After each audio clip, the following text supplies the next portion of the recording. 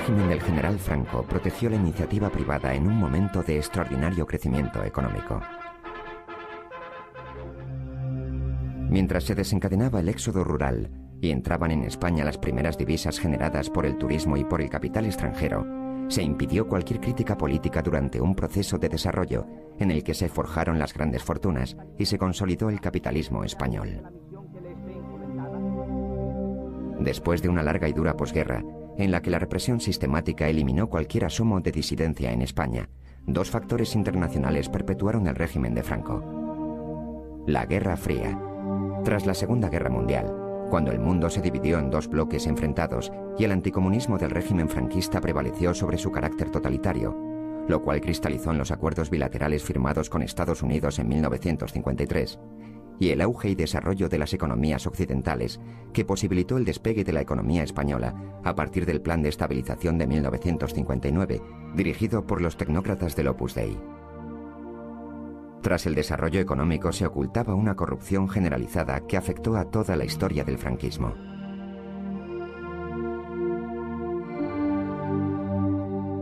En 1948 se inicia el escándalo Barcelona Traction, negocio de Juan March Ordinas.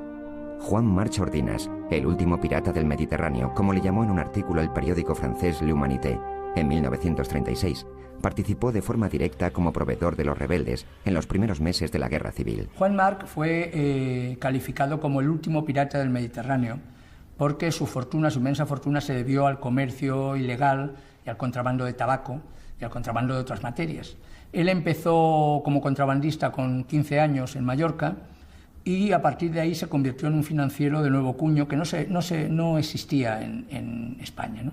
Y la República trató de ponerle freno porque él había extendido un manto de corrupción y de control sobre la administración, sobre funcionarios. El ministro de Hacienda, Jaime Carner, llegó a decir que o la República acaba con Marc o Marc acabará con la República. De hecho, le fue expropiada sus empresas y se le quitó el monopolio, tuvo que irse al extranjero y a partir de ese momento es el momento en que Juan March decide poner todo su capital y su organización internacional al servicio del alzamiento militar y al servicio de las fuerzas antirrepublicanas que surgían en el ejército. Eso significó que Juan March financió, no regaló el dinero, financió los momentos fundamentales del golpe militar. Él fue un hombre fundamental en los primeros 3 meses. Los primeros 3 meses definieron la guerra civil y definieron la posibilidad de que el alzamiento, la rebelión militar tuviera peso, triunfara. Y en ese asunto él garantizó la seguridad de los familiares de los golpistas, de Mola, de Godet, de todos, de Franco. Él garantizó también, hizo un seguro de 2 millones de pesetas de la época para los familiares, de forma de que si salía mal el golpe iban a la cárcel o morían, los familiares recibirían cada uno 2 millones de pesetas de entonces. Y él, de hecho, fue decisivo el Dragón Rapid, el alquiler y el vuelo del Dragón Rapid que condujo a Franco desde Canarias, donde estaba aislado, al norte de África, donde dirigió a las fuerzas en el desembarco, en el cruce del Mediterráneo para entrar en la península. Fue fundamental el apoyo de March. La consolidación y posterior expansión de la fortuna de los March está indisolublemente ligada a la figura del dictador. Como premio a esa inversión, ¿no?, que hizo de capital Juan March, después el régimen le permitió hacer el asalto a la Canadiense. La Canadiense era la empresa que dirigía, que controlaba la energía eléctrica de Cataluña. La Canadiense era una empresa multinacional y entonces Juan March se aprovechó de un momento, en el momento de la Segunda Guerra Mundial, en que había unos pagarés sin hacer efectivo, para, a partir de una empresa que él fundó llamada AFEXA, que sigue siendo el nombre de las Fuerzas Eléctricas de Cataluña, asaltar la empresa. Asaltó la empresa mediante abogados, se hizo con ella y el régimen, cuando hubo quejas internacionales y las propias multinacional que estaba detrás de la empresa intentó parar esas prácticas, el régimen dijo que era una cuestión privada, una cuestión personal y que ellos, mediante Martín Artajo, que era el ministro de Asuntos Exteriores, ellos no intervenían en ese asunto. El proceso judicial internacional duró décadas, pero la cuestión concreta es que la nueva empresa de Juan March se convirtió en la gran empresa energética de Cataluña y de España. Juan March Ordinas murió en 1962, pocos días después de un brutal accidente de tráfico.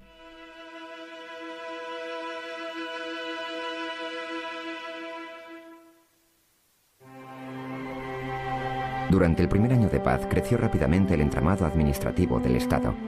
El 80% de los puestos estatales fueron reservados a veteranos del Ejército Nacional, a civiles que se habían sacrificado por la causa, a prisioneros de la República y a parientes de las víctimas del Terror Rojo. Derivado del escándalo de unas ruletas trucadas comercializadas por dos estafadores, Strauss y Perl, que sobornaron a miembros del gobierno Leroux en 1935, el término extraperlo sirvió para nombrar al conjunto de operaciones ilegales que practicó casi toda la población para no morir de hambre.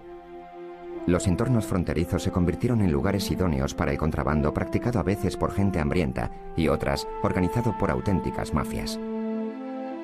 Lo más grave fue la utilización del aparato del Estado en favor de intereses económicos particulares. En esencia, aquel primer franquismo creó un sistema en el que los poderosos tuvieron todas las posibilidades para enriquecerse impunemente con cualquier método. Bueno, esto habría que remontarse al año 36, a la Guerra Civil, es decir, que hubo unos años de hambre y hubo un mundo que yo no he vivido, pero que yo he tenido referencia por familia, que entonces está claro que con el extraperlo hubo más encarcelados en los años en el año 46 que en el año 1975, lo cual demuestra que es lo que la gente se dedicaba en los centros urbanos. La gente del campo vivía entonces algo mejor, porque por lo menos tenía alguna patata para comer, pero en cambio en las ciudades... Bueno, todo eso es un contexto para explicar que los negocios eran intentos de hacer rapidísimo, de enriquecerse de la noche a la mañana.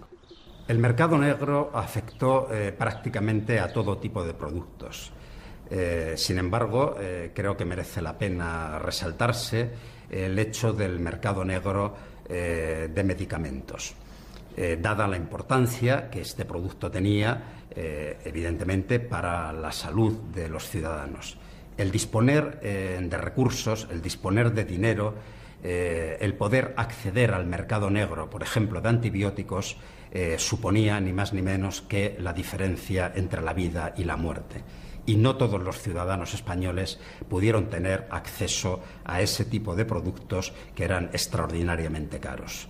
Durante los primeros años 40 sabemos del comercio clandestino, del extraperlo, de antibióticos procedentes de Alemania y comercializados en el aeródromo de Cuatro Vientos, en Carabanchel.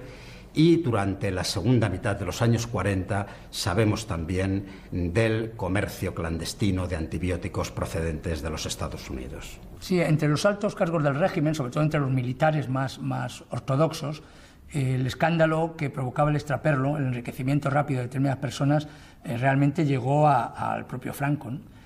Por vía de Muñoz Grandes y personajes más duros, ¿no? del régimen franquista.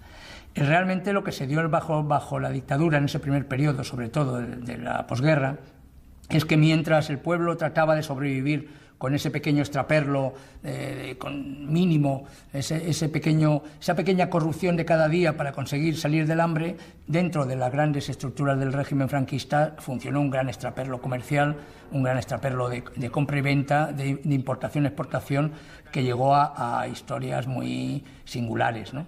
Muy increíbles.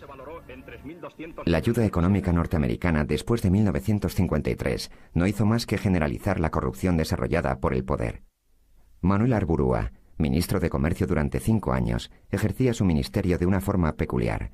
Franco decía de él con admiración: empezó de botones y ahora es archimillonario. Arburúa fue un ministro capaz de conseguir para el franquismo, para el régimen franquista, grandes negocios internacionales. Hay que tener en cuenta que el régimen estaba aislado totalmente a nivel internacional, y él fue una persona muy hábil para conseguir que entraran materias primas en España, ¿no?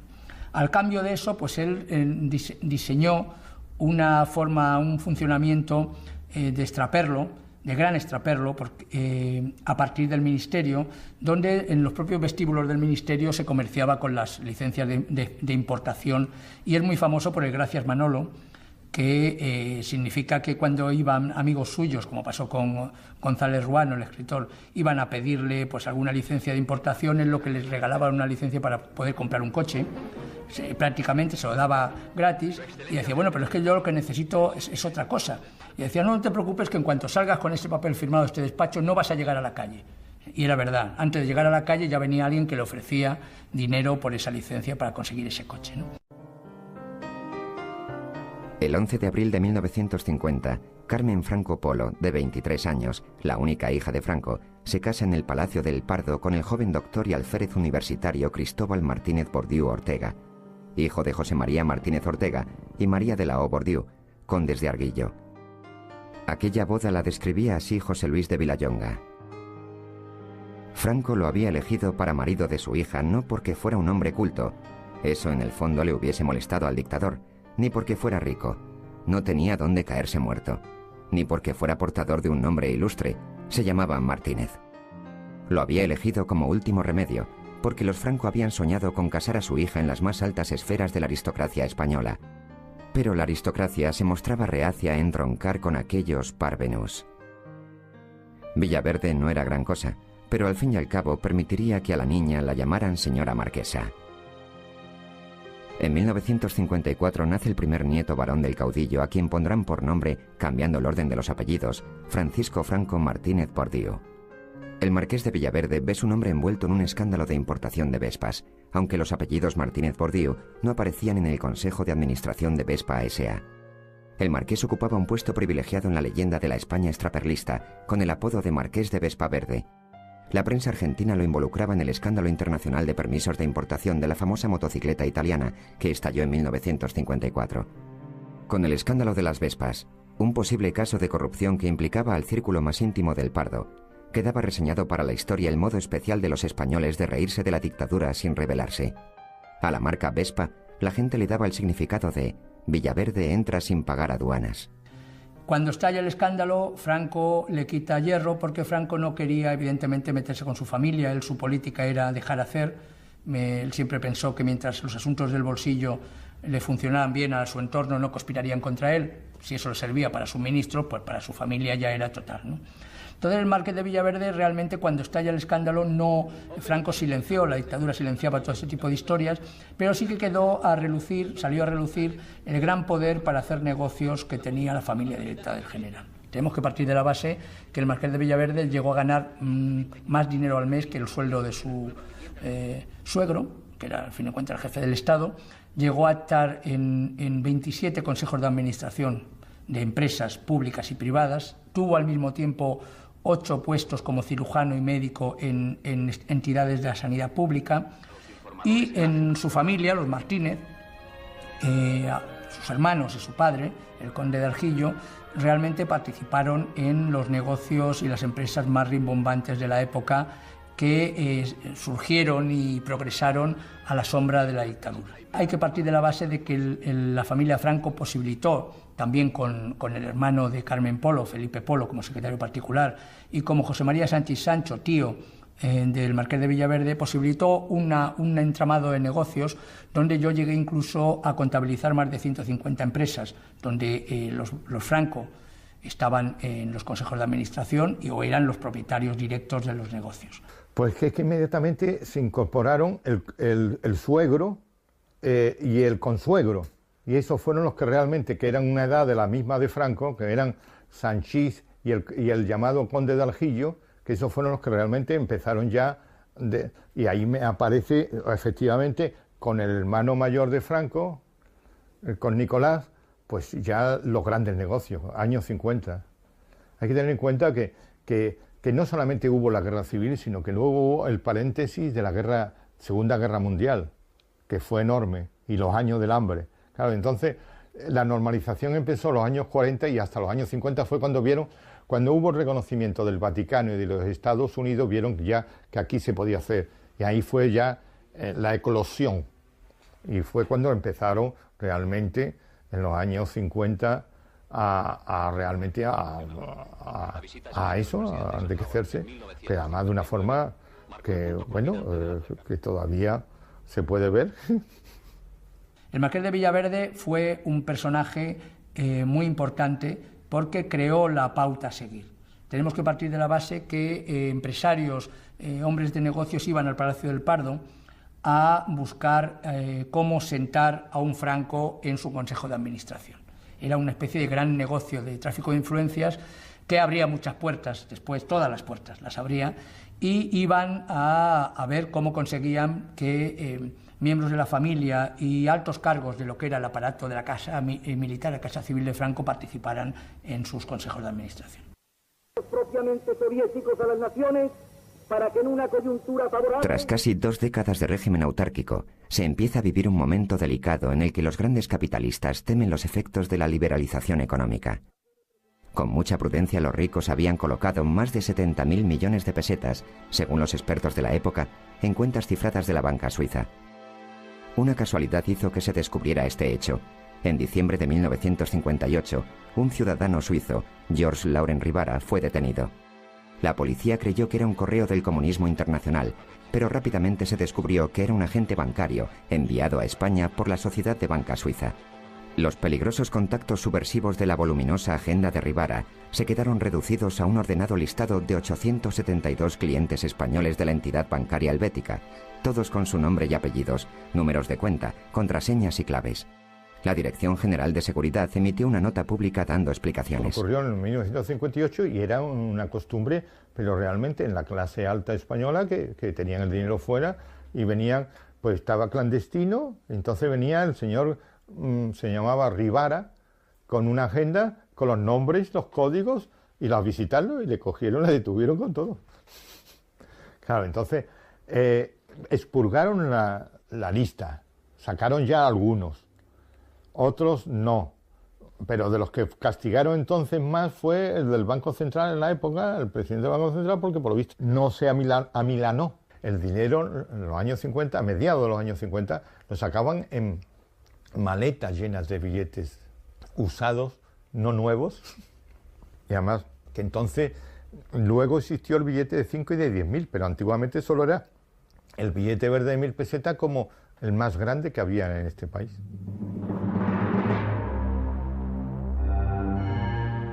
En 1959, el Plan de Estabilización Económica acaba en España con la época autárquica y da cerrojazo definitivo a la posguerra. Se fomenta el turismo, el comercio exterior y la entrada de capitales extranjeros.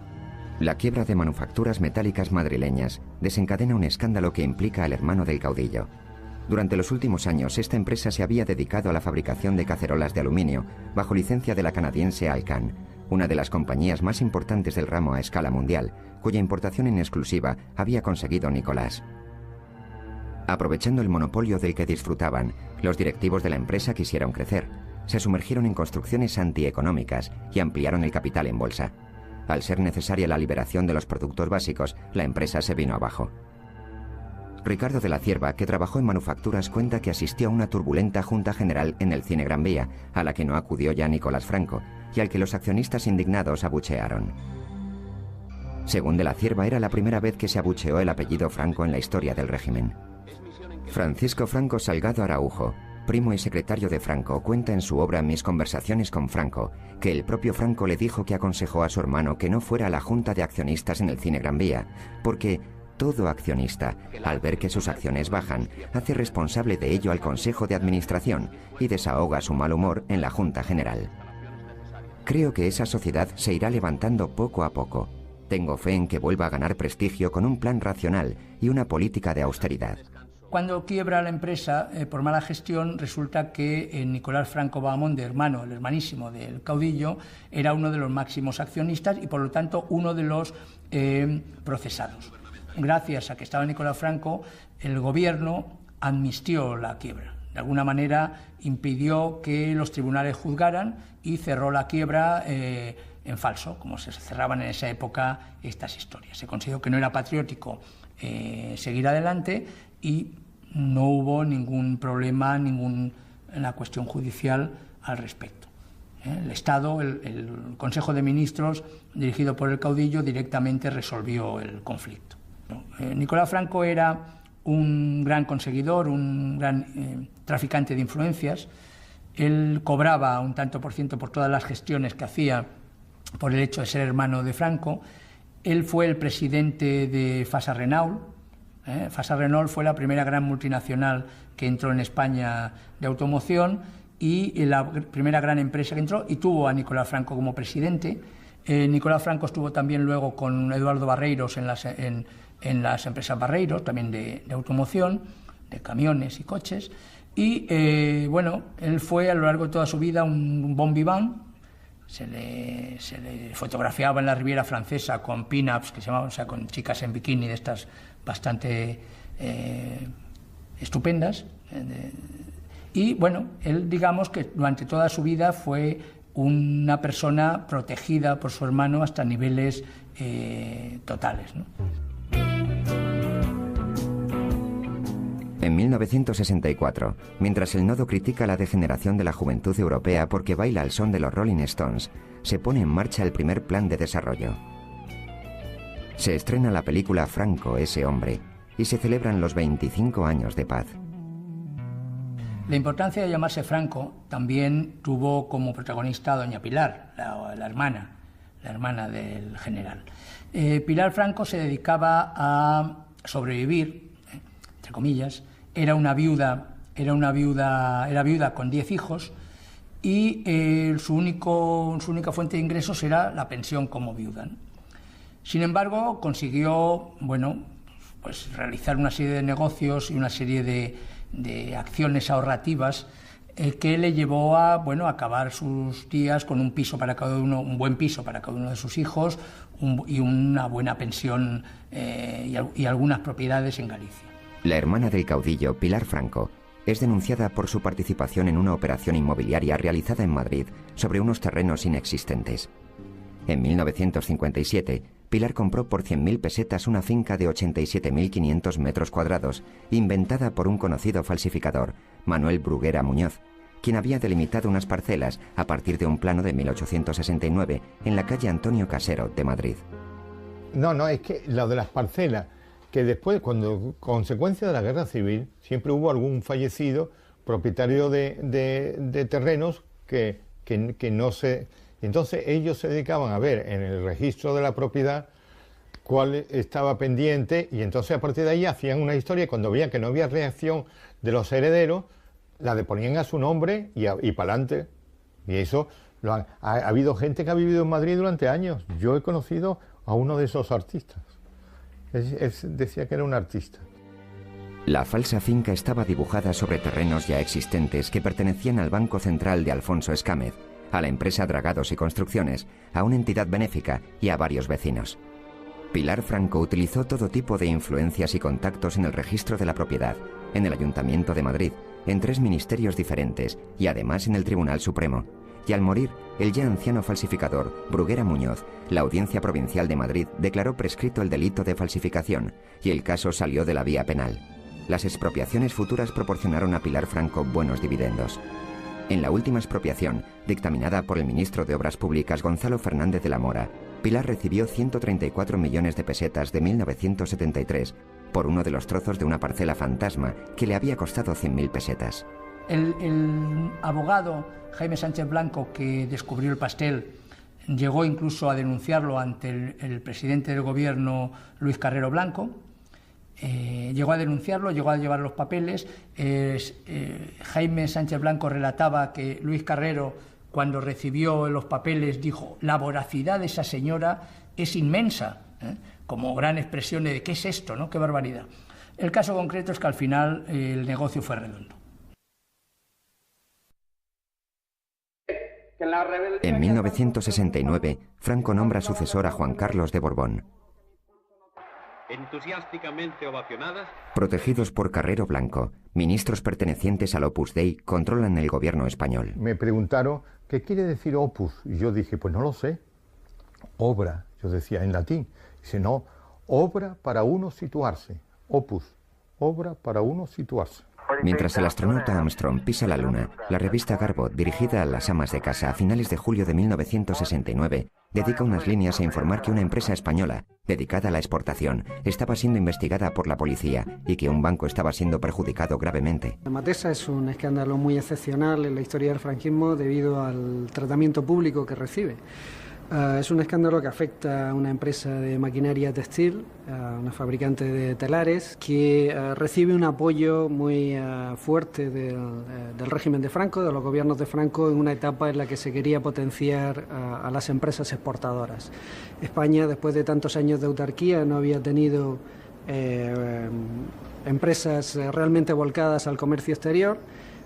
Y en los años 60, después del giro de política económica que supone el Plan de Estabilización Nacional del año 59, se quiere fomentar las empresas exportadoras. Matesa había empezado su labor exportadora tan solo unos pocos años antes, en el año 63, año 64, es decir, en solo 5 años Matesa crece exponencialmente, sobre todo ese apoyo que va recibiendo para sus labores de exportación. Bien, a la altura del verano del 69, de julio, agosto del 69, empiezan a conocerse una serie de irregularidades en la política de exportación y en concreto en estos créditos que iba recibiendo Matesa. Sobre todo empieza a difundirse la idea de que Matesa está haciendo exportaciones ficticias, está cobrando créditos por unas exportaciones que en realidad no está haciendo. La prensa trató el asunto con entera libertad durante un par de meses y se creó una comisión de investigación en las Cortes que elaboró un informe con conclusiones muy duras para 3 exministros, que posteriormente serían encausados por negligencia en el Tribunal Supremo. ¿Cómo fue posible el tratamiento público de estos hechos en el marco de la dictadura? Vilar Reyes va a la cárcel y empiezan al principio los rumores en la prensa sobre esta noticia. Un importante empresario había sido detenido y estaba en la cárcel. Los diarios se lanzan a dar cada vez más detalles del caso y el caso es tratado con bastante libertad por los distintos medios de comunicación. Pero luego dieron un carpetazo total. Es decir, que solo se pudo publicar sobre Matesa fuera. Al comienzo hubo una cierta movida, pero luego ya no, un cierre total otra vez. Matesa abrió una crisis gubernamental sin precedentes, utilizada por los falangistas. La campaña de prensa fue demoledora y no hubo periódico que no entrara en ella. El 24 de agosto el diario SP pedía, en un derroche de audacia, la dimisión de los ministros relacionados con materias económicas, todos del Opus. Diario SP era uno de los medios relacionados con el sector azul falangista y no se cansaba de golpear a la banca privada. Pero antes de que terminara el mes, Diario SP tuvo que cerrar asfixiado por una banca privada que no tenía ningún interés en verse atacada con motivo o sin él. Las personas en aquellos momentos es el momento en el que está el Opus en el poder, están entrando los ministros económicos en el poder, que son los que han sabido sacar a España de la crisis. Es decir, después de la guerra civil, Franco da los ministerios a los falangistas, pero los falangistas en cuestiones de economía y tal eran unos burros. Eran todos grandes poetas, humanistas, querían redimir, dar viviendas a todo el mundo, dar pan a todos los españoles, lo que no sabían era cómo hacerlo ni cómo organizarlo. Entonces los que organizaron realmente, los que el plan de estabilización, el primer plan de desarrollo, eran los economistas, y estos economistas, la mayor parte de ellos, vienen del Opus Dei. Las tensiones entre las distintas familias franquistas habían sido una constante desde los inicios del régimen, desde el final de la guerra civil, pero justo a la altura del año 69, al final de la década de los años 60, estas tensiones son cada vez más fuertes, sobre todo porque es evidente el deterioro físico del general Franco, se está acercando el final de Franco y están tomando posiciones en el futuro, ¿no? En lo que sería el franquismo sin Franco. El caso Matesa fue una historia política, de lucha política, en la que jamás hubo nada de fraude. Lo único que ocurría es que por unas leyes pues antiguas, por unas normas de tipo comercial y financiero pues muy retrasadas, realmente no había dinero suficiente como para llevar adelante la envergadura del negocio aquel. Por ejemplo, para la distribución de estas maquinarias en el mundo hacía falta montar sucursales, pero esto vemos que ocurre a todo el mundo. O sea, Michelin tiene una sucursal aquí para vender neumáticos.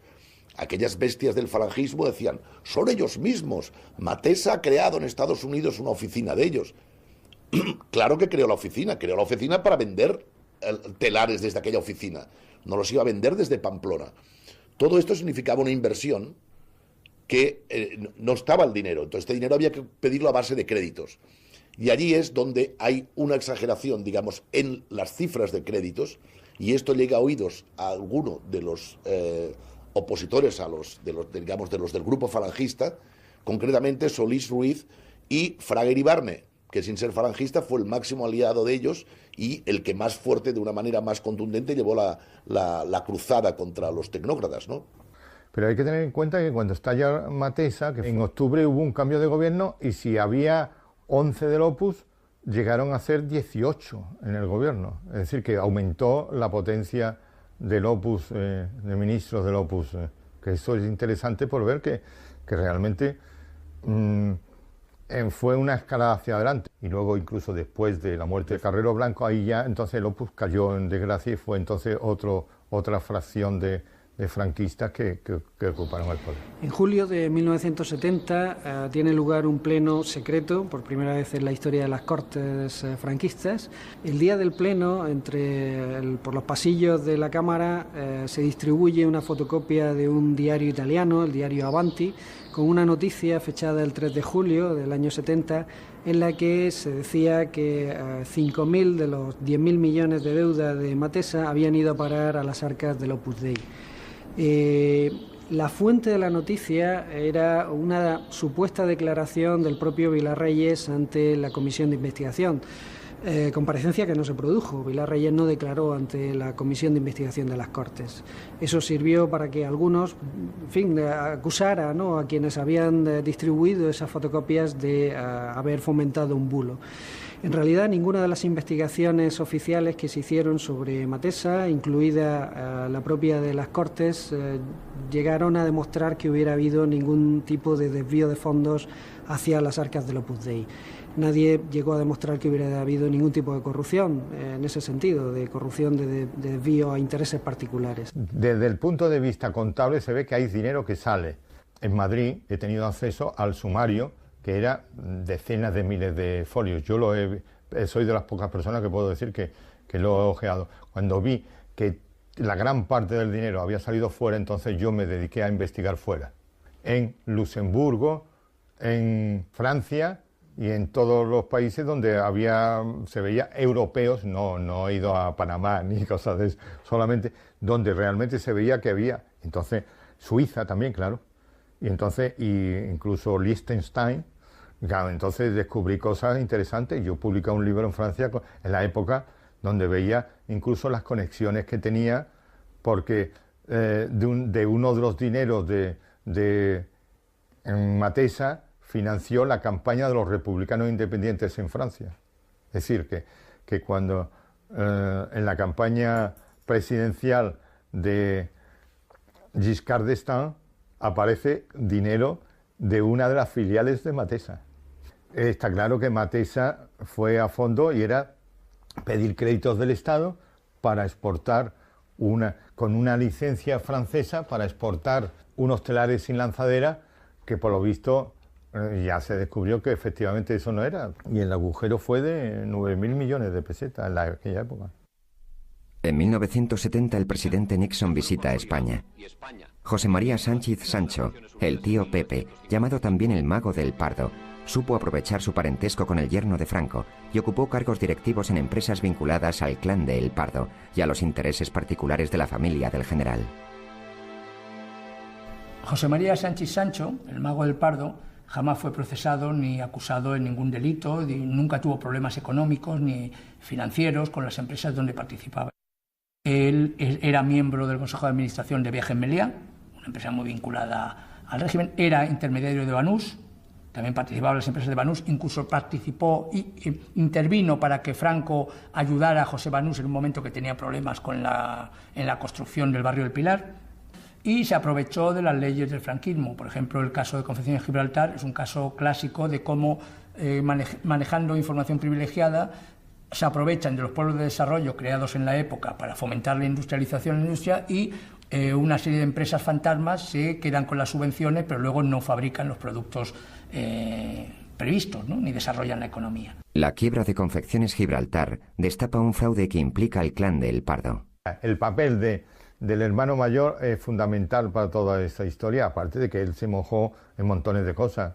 Es decir, incluso en Confecciones Gibraltar, aquí en Algeciras, montó una empresa que también Y cuando se fue todo, claro, ahí se vendió y se quitó de en medio, pues ahí nadie, por supuesto, ¿no? Todo esto eran créditos del Estado para hacer empresas y cosas. Si había 800 millones de pesetas, resultaba que llegó evidentemente una inspección y se descubrió que solo tenían 300 millones, es decir, que 500 millones habían desaparecido. Es decir, entre otros, está claro, Nicolás Franco, vamos. En 1972 se pone en marcha el tercer plan de desarrollo.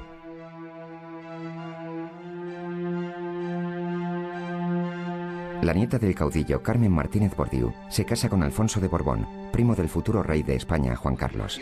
Lo hacen los príncipes de España. El escándalo Reace, también conocido como el aceite de Redondela, salpica al hermano del caudillo Nicolás Franco Bahamonde. De todos los negocios y cambalaches que protagonizó Nicolás, solo uno acabó en escándalo político y marcó definitivamente el ocaso del régimen, el caso Reace. Entre 1966 y 1969 desapareció un total de 4.036.052 kilogramos de aceite, que la Comisaría de Abastecimientos y Transportes, dirigida entonces por Enrique Fontana Codina, almacenaba en unos depósitos alquilados de la empresa Refinerías del Noroeste Aceites y Grasas S.A., Reace, en Guisar, Vigo. Se popularizó como el aceite de Redondela porque esta empresa fue fundada en esa ciudad gallega y allí tenía su domicilio social. El caso Reace fue un caso, pues más de los que se debían producir muchos, de tráfico de influencias y de pues personas que estaban conectadas con el poder, que disfrutaban de una serie de prebendas.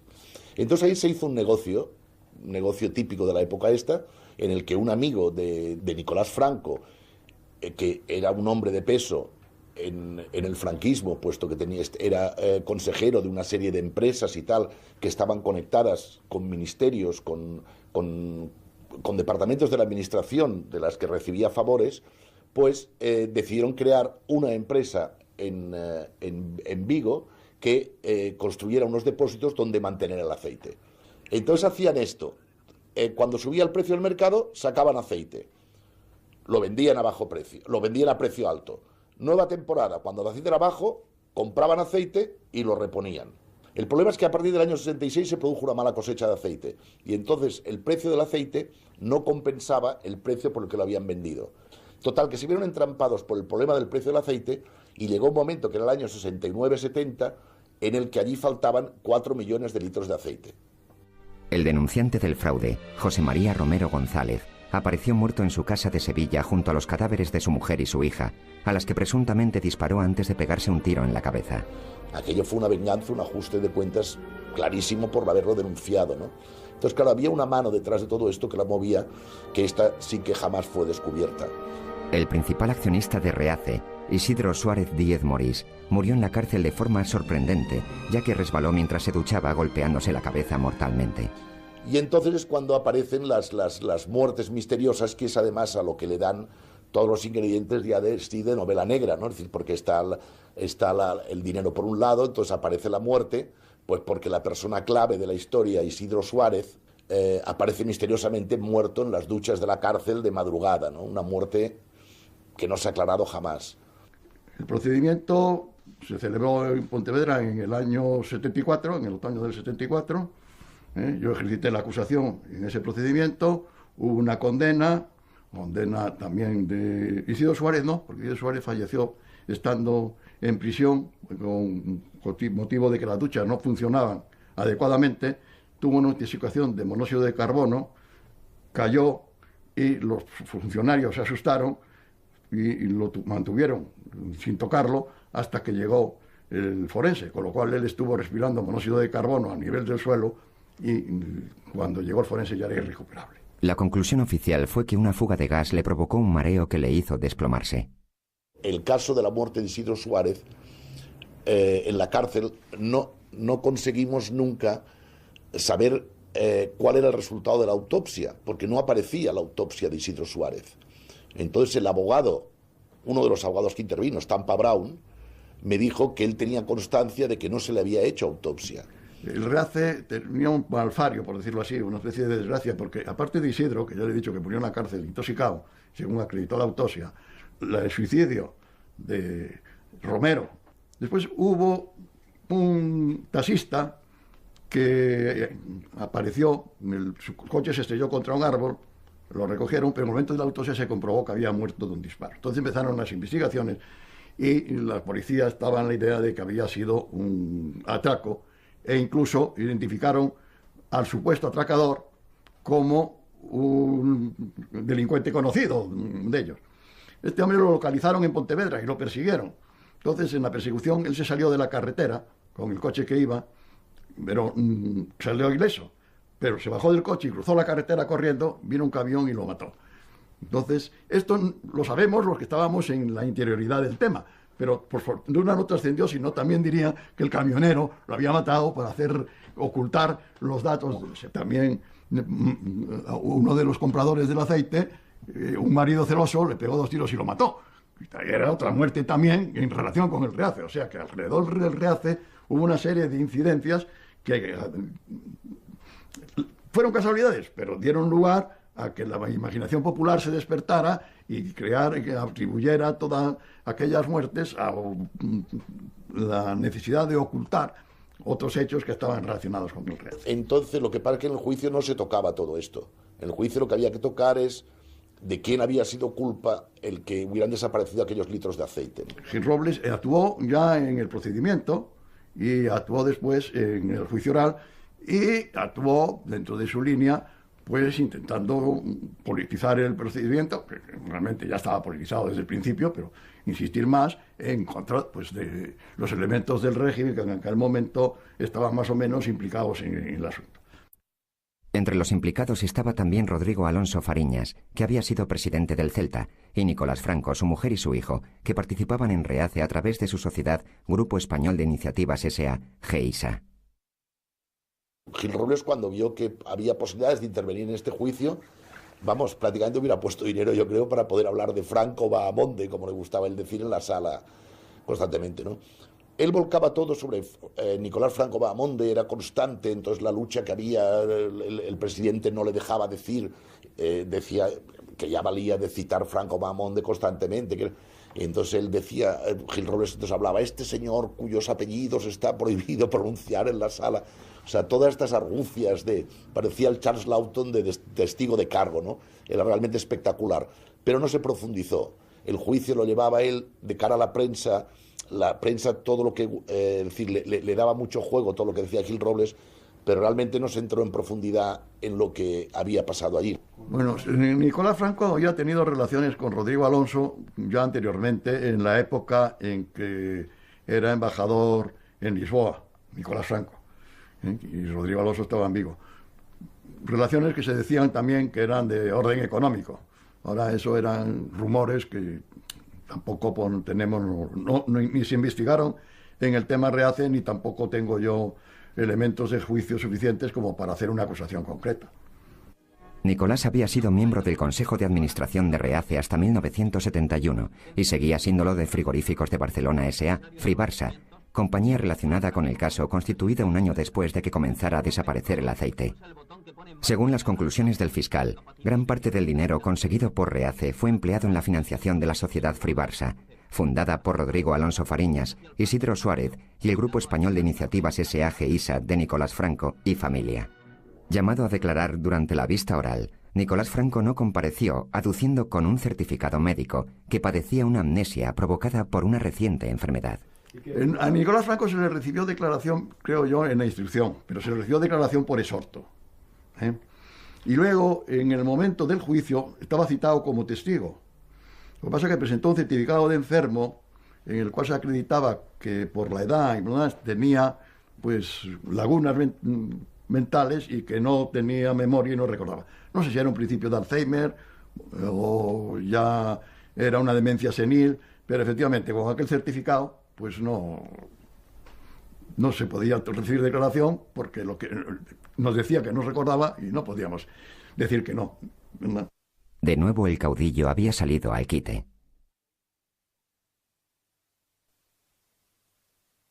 Bueno, durante el franquismo es que durante muchos años nunca se pudieron publicar los escándalos. Es que no había libertad de expresión. Es que el dictador tenía el poder ejecutivo, el legislativo y el judicial en su propia mano. Entonces podían hacer de su capa un sayo. La corrupción era total y general porque nunca podía denunciarse. Nunca supimos realmente, supimos que había, pero no se podía decir. Y realmente en Doblón éramos muy jóvenes, un poco locos, pero nos lanzamos a sacar desde la corrupción más pequeña a la más grande. Por ejemplo, la contrarreforma agraria de aquel gobierno. Agua pública para fincas privadas. Parece una tontería esto, pero en medio Franco vivo. Decir que el gobierno está utilizando las máquinas del IRIDA, dinero público, para hacer pozos en las fincas de los franquistas, gratis, claro, agua gratis, gratis total. Esto era un escándalo en la época. Ver máquinas del Estado adquiridas con el dinero de todos los españoles que penetraban en los latifundios privados para realizar sondeos prohibidos y poner en regadío cientos de hectáreas que nunca serán expropiadas. Decíamos, las pecaminosas máquinas de la herida se dedican ahora a la contrarreforma agraria. Nadie regaló la democracia. La conquistamos, nos secuestraban continuamente. Afortunadamente hay un tío que se llama igual que yo, en la guía telefónica, que se llama José Antonio Martínez Soler, y es jardinero. Y la policía iba a detenerle continuamente. Y decía, no, yo soy el jardinero, el periodista es otro. Pero vamos, realmente vivíamos, sí, peligrosamente, pero con una enorme ilusión por un futuro democrático y en paz. Pero escándalos, así. En diciembre de 1973, Carrero Blanco, presidente del gobierno, muere en un atentado de ETA. En 1974 se ejecuta a Salvador Puig Antich. Franco está gravemente enfermo. La revolución de los claveles triunfa en Portugal. Estalla el escándalo Sofico. El negocio de Sofico era simple. Para obtener financiación, Eugenio Peidró y sus socios ofrecían a los inversionistas la adquisición de uno o más apartamentos en un complejo turístico, cuyo alquiler era gestionado por Sofico con una rentabilidad de un 12%. Para poder pagar su porcentaje de beneficios a los propietarios, Sofico necesitaba obtener una rentabilidad muy alta, y para ello constituyó Sofico Renta, para captar nuevos inversores. Al final, 17.000 personas participaron en el negocio y terminaron perdiendo todos sus ahorros. Estrangulados por los bancos, los dueños de Sofico utilizaron el dinero que aportaron los nuevos propietarios para pagar las deudas atrasadas, y así llegó el escándalo. Los promotores de Sofico se creyeron en posesión de una fórmula financiera mágica, y su sueño acabó en pesadilla. Uno de los directivos huyó a Sudamérica con gran parte del dinero metido en una maleta, y el proceso judicial se prolongó años. La diferencia con Matesa era que el dinero en Sofico no era del Estado, sino que procedía de millares de pequeños ahorradores. Los escándalos del franquismo demuestran la categoría social de sus protagonistas, la impunidad con que realizaban sus operaciones y la persistencia de la corrupción a lo largo de los años. El fraude de Sofico volvió a poner a la familia Franco en primer plano de los escándalos. El tema está en que tras la empresa Sofico apareció Luis Nieto Antúnez, hermano de Pedro Nieto Antúnez, uno de los hombres de confianza de Franco, vinculado a su vez a Juan Marc, a las empresas de Juan Marc, y vinculado, miembro de la Casa Civil, Casa Militar. Los personajes que aparecen detrás de Sofico en el fraude vuelven a ser los personajes del Pardo. Entonces, digamos que la importancia que tuvo Sofico es cómo se trató de tapar toda la relación, y se tapó, de hecho, toda la relación directa de la familia Franco y la corte del Pardo, los personajes de la Casa Civil y Militar de Franco, que participaban en todos los negocios vinculados a la familia, se trató de tapar hasta el último momento. Bueno, ¿cómo es posible que pudiéramos publicar nosotros Sofico desahuciado en la portada de un semanario en la época de Franco, ¿no? Con Franco vivo, ¿no?